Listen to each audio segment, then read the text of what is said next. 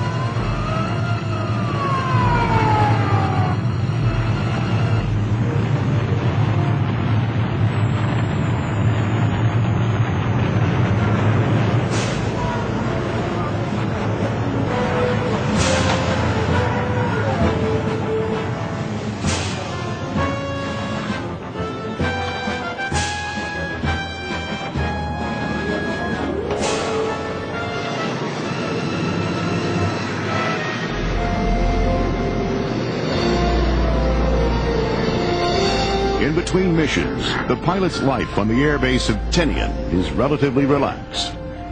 The men can enjoy a taste of good old American baseball or participate in other sports. However, there's always the reminder that there are still Japanese in the jungle who will attack the airbase at any opportunity.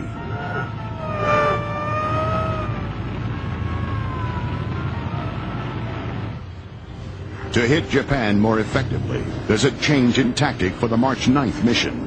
From now on, B-29s will fly at between 5,000 and 8,000 feet, carrying a new kind of bomb. Well, General LeMay came up with a brand new notion that we would bomb individually at night and that we would deliver incendiary loads. I myself was directed to bomb at 7,800 feet on that first Tokyo mission. Others were bombing at lesser altitudes than that. On that first mission, there were 300 B-29s, which took off from Guam and Tinian and Saipan. We took off on the 9th, we bombed on the 10th. We wiped out 17 square miles of Tokyo in what was one of the worst fires in the history of man. We saw pieces of houses like windows and doors actually going by the airplane at around 8,000 feet. I've never been in worse turbulence in an aircraft anywhere that was stronger than that night, March 10th, over Tokyo. We had at least one airplane, which I'm sure was lost because of the pilot's effort to maintain his altitude in the face of the terrible turbulence. And the wings did pull off. The aircraft was seen in 3 major parts as it went down over the target that night.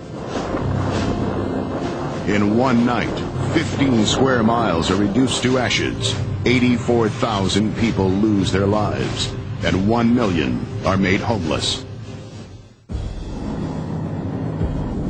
March 1945. The B-29 air war against Japan continues now unrestricted, with raids on Nagoya, Osaka, Kobe, Yokohama, and other cities. The Japanese reacted to the bombings by depopulating their major cities. After the May raid on Tokyo, the Japanese air forces, both Navy and Army, withdrew their fighters from air defense and began to hoard them in anticipation of the coming battle of the Japanese mainland. In other words, the military authorities wrote off the cities.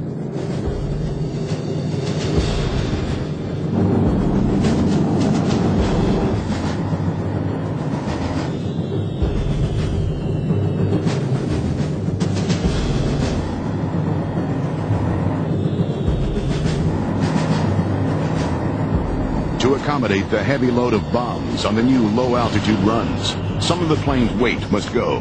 B-29 pilots cope with a trade-off, which makes each mission more dangerous. Well, General LeMay had ordered that all but the tail gunner remain home, and of course we thought that that was going to do us in too, that surely without any guns on the airplane except in the tail and no gunners that we would probably just be in terrible trouble. It was going to be a huge suicidal mission. General LeMay had figured out that the automatic weapons, such as machine guns, would not get to our height, and that the fuses for the anti-aircraft couldn't be cut that low. And as a result, we didn't get touched by any kind of fire.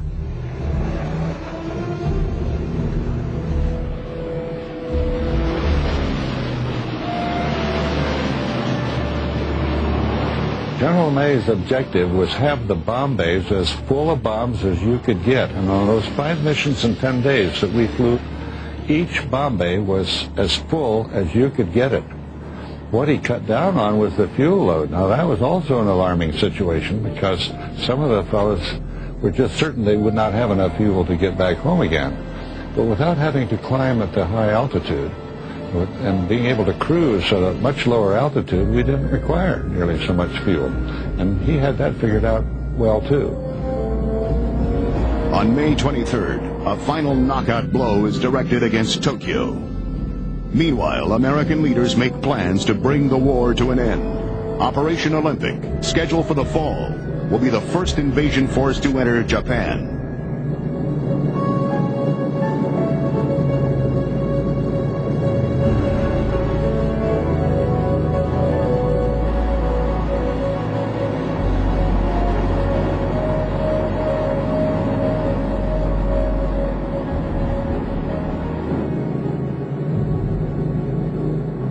The incendiary bomb was the M69. This was dropped from the bomb bay in such a way that at about 1,000 feet or so, bands holding the bomb together would release, and then it would turn into what we called 38 bomblets that were filled with napalm, and whatever they hit, they ignited. It was on the bombing run. We would probably anticipate some flak, and the thing would just burst. The shell would turn into real sharp fragments that were very damaging. And the problem for the aircrew was that the aircraft might get hit in a vital spot. You could not help but sympathize with the people on the ground. There were thoughts about the folks on the ground and what they had to be suffering.